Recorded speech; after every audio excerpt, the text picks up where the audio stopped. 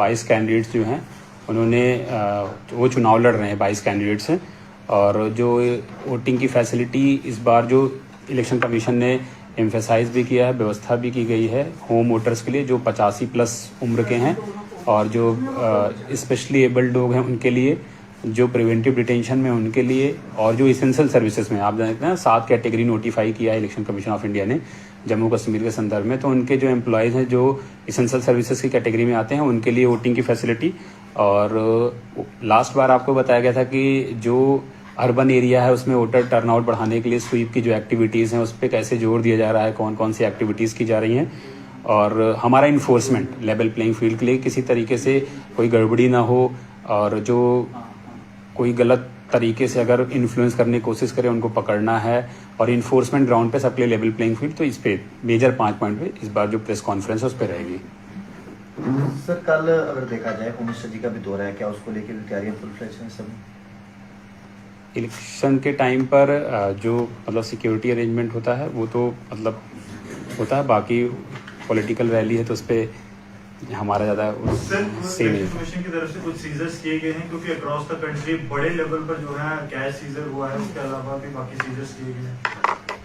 हाँ, जो सीजर्स में है तो लगभग 53 लाख रुपए कैश इंटरसेप्ट किया गया है। जो डिफरेंट इन्फोर्समेंट एजेंसीज हैं उनके साथ हमारा मतलब वो काम चल रहा है कि उस पर वो उसकी गड़बड़ हुई है नहीं, उसकी जांच की जा रही है, और जो भी जैसे उसके नियमन अनुसार कार्रवाई की जाएगी। सर न्यू वोटर्स के लिए क्या कहेंगे जो 18+ है, जो पहली बार वोट कास्ट कर रहे हैं? मैं यही कहूँगा कि वोट डालने जरूर जाएं, और उनके लिए हर तरीके की फैसिलिटी है।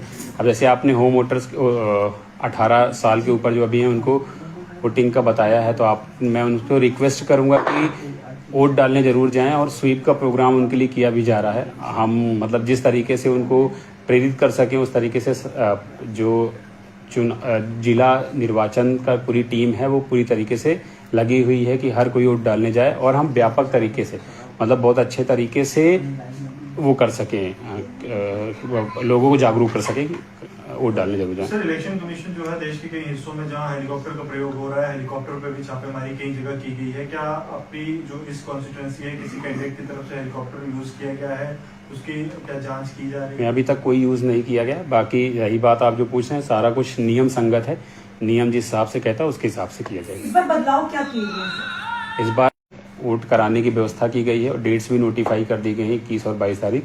साथ ही साथ जो इसेंशियल सर्विसेज मैंने पहले आपको बताया उसमें भी सारी व्यवस्था है, और इलेक्शन ड्यूटी पर जो लोग रहेंगे उनके लिए भी व्यवस्था है, और जो प्रिवेंटिव डिटेंशंस में है उनके लिए व्यवस्था है। तो ये 5 जो बिंदु हैं, स्तंभ हैं, इनको कवर किया गया है ताकि कोई भी पीछे न रह जाए। तो प्रिवेंटिव डिटेंशन में जो यूएपीए के अंडर भी हैं उन्हें भी ये फैसिलिटी दी जाएगी? हमारे पास ऑलरेडी जो लिस्ट आई हुई है उसमें जो जो कैटेगरी के हैं वो उनका हमने किया है। यूएपी भी है? यूएपीए की कैटेगरी, उसमें वो कैटेगरी एक्चुअली सारा जो भी है उनके हिसाब से आई है, तो बताना नहीं, बस प्रिवेंटिव डिटेंशन शब्द आप समझे। आपने लिस्ट दी थी डिस्ट्रिक्ट पुलिस को जिसमें कोई आपने स्क्रूटनी की थी, कोई 5000 वेपन थे जिनके पास, बता सकते हैं उसमें से कितने अभी तक वेपन जमा हो गए हैं, कितने लोगों ने करवाए हैं? जो स्क्रूटनी के हिसाब से जो हमें लिस्ट जो मैंने प्रोवाइड किया था जितने लोगों का जमा करना था हो गया है उतना वेपन डिपॉजिट सारे हो गए हैं। एक चीज सर और थी कि जैसे जो कैंडिडेट्स हैं इनके खिलाफ किसी तरह की कोई कंप्लेन जहाँ कोई किसी ने शिकायत की हुई सोशल मीडिया पे, या किसी तरह से किसी कैंडिडेट के खिलाफ कोई शिकायत करो उसके ऊपर कोई कार्रवाई की गई हो? 2-3 कंप्लेंट ऐसी आई थी, तो जो शिकायत करता थे तो उनको प्रॉपर रिप्लाई दे दिया गया है, और जो नियम संगत कार्रवाई थी वो की गई है। नाम बता सकते हैं सर? नाम की जरूरत नहीं, आई थिंक सर कुछ आप डिटेल्स में आप ले सकते हैं अलग से। जो लाइसेंस जिनके पास वेपन है पर उन्होंने जमा नहीं करवाए हैं और वो कहते हैं मैं अपनी सुरक्षा के लिए रखे हैं, अगर उन्होंने नहीं डिपॉजिट किया तो उनका कार्रवाई? जो मेरा आदेश हुआ था वो 4 कैटेगरीज में हुआ था जिससे चुनाव में बाधा या किस उस छवि वाले लोग थे, तो ऐसे जितने भी लोग हैं वो एसएसपी साहब ने मुझे लिस्ट दिया था कि इनके वेपन डिपॉजिट हो गए हैं, तो जो उस कैटेगरी में फॉल करते हैं उनके वेपन डिपॉजिट हो गए हैं। सर स्वीप के तहत अवेयरनेस लगातार करवाई जा रही है, वोटर्स को भी कहा जा रहा है वोट डालना बड़ा जरूरी है, क्या फार फ्लंग्स एरियाज पे भी इसी तरीके से जो है मैसेज जा पा रहा है? क्योंकि वहाँ कई लोगों के पास तो शायद एंड्रॉइड यूजर भी नहीं है, मोबाइल भी जरिए पढ़ते होंगे, क्या वहां तक भी पहुंचा जा रहा है? बिल्कुल, मतलब इलेक्ट्रॉनिक मीडिया के साथ साथ प्रिंट मीडिया पर भी जोर दिया जा रहा है, और जो भी उनके माध्यम हैं